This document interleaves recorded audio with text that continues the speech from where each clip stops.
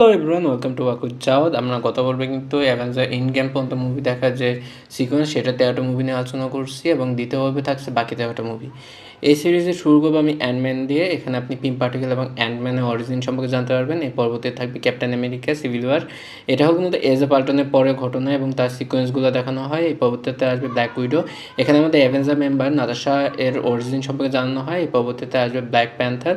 এখানে black panther origin এবং Wakanda নামক একটা এলাকার সাথে আমাদের পরিচয় করে দেওয়া হয়। এছাড়াও এই পরবর্তীতে আসবে স্পাইডারম্যান হোমকামিং। স্পাইডারম্যান কিন্তু আমরা পূর্ববর্তী মুভিতে আমরা দেখে ফেলেছি। এখানে মূলত আর তার কাহিনীকে আরও এক্সপোজ করা হয়। এই পর্বতে আসবে হলো ডক্টর স্ট্রেঞ্জ। এখানে ডক্টর স্ট্রেঞ্জের অরিজিন এবং এখানে আমাদের আরও একটি স্টোনের সাথে পরিচয় করে দেওয়া হয়, সেটা হলো টাইম স্টোন। এই পরবর্তীতে আসবে থর র্যাগনারক। এখানে আমাদের র্যাগনারক সম্পর্কে জানানো হয় এবং পার্সোনালি আমি যদি বলি, থরের যে 4টা মুভি আছে এর ভিতরে আমার সবথেকে ফেভারিট হলো থর র্যাগনারক।